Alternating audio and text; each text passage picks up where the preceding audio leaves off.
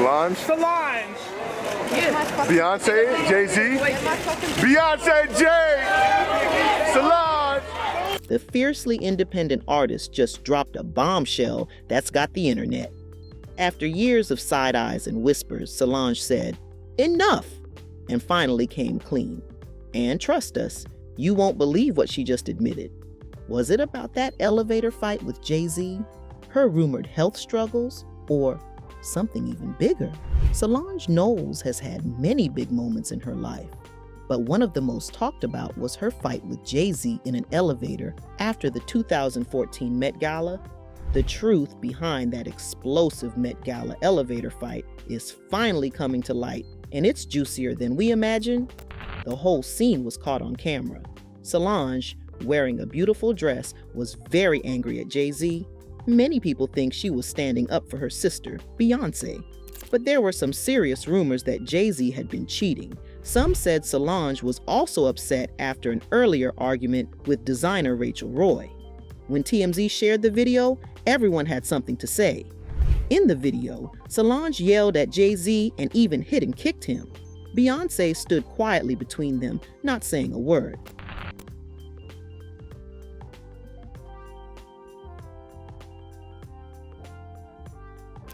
A few days later, Solange, Beyonce, and Jay-Z made a statement together. They said fights happen in families, but they had worked things out.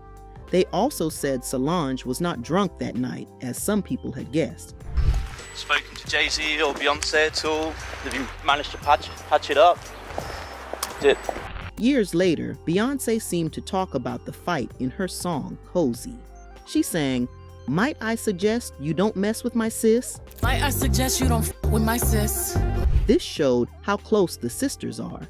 Jay-Z also mentioned the fight in his song, Kill Jay-Z, saying he should have handled things better. You ex Solange, knowing all along, all you had to say you was wrong. The elevator fight was a massive moment for Solange.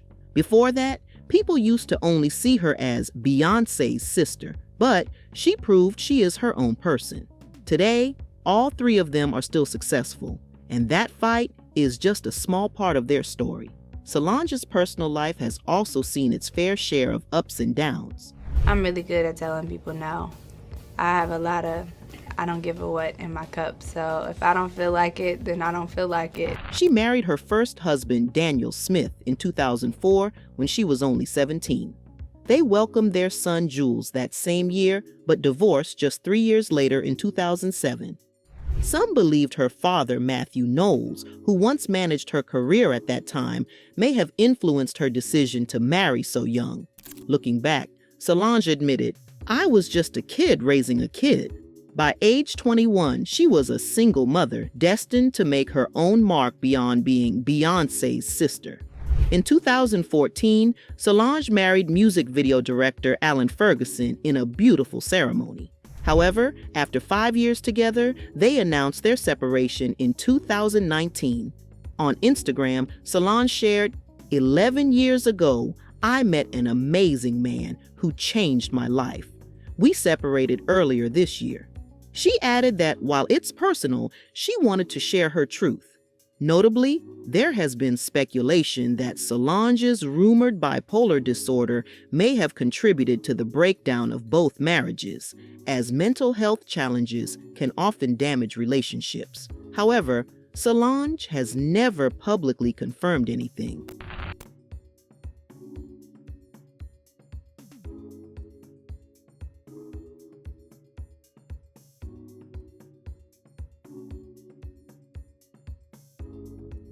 In addition to her relationship struggles, health challenges have also been part of Solange's journey.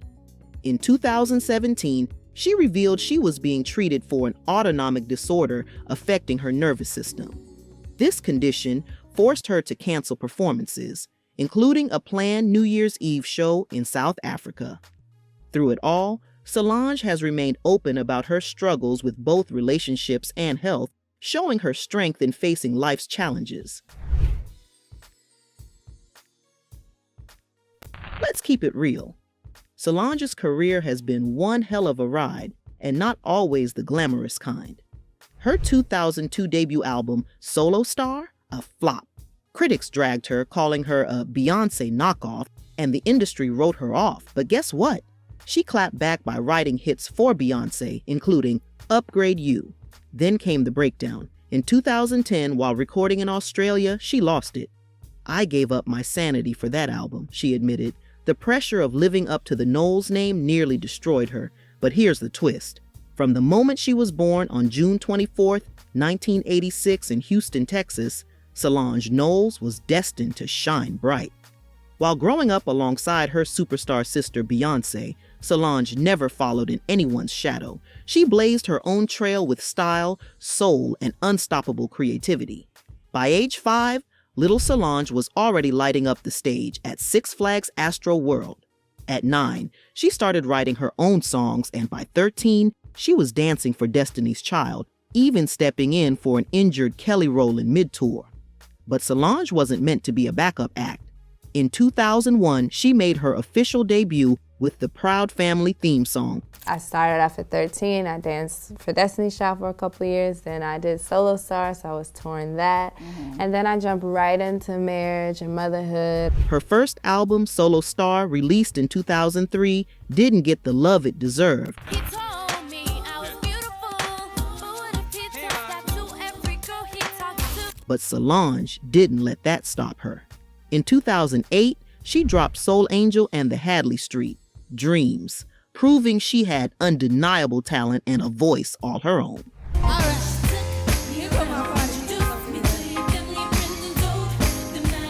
Then came 2016, the year Solange made history.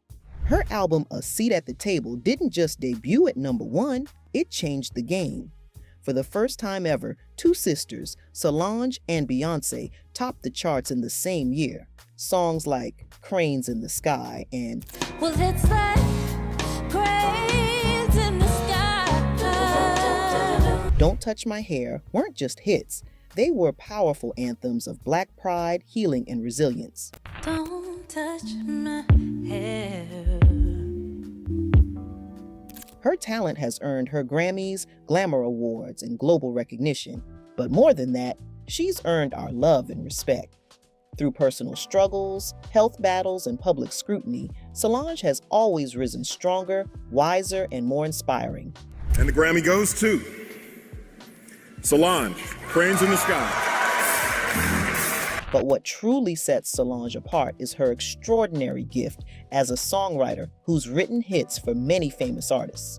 She's written songs for her sister Beyonce, including popular tracks like Get Me Bodied and Why Don't You Love Me? She's also written for Destiny's Child, their song Bad Habit, and Kelly Rowland, songs like Simply Deep and Obsession. Solange has made her mark. She helped produce Michelle Williams' album, Do You Know?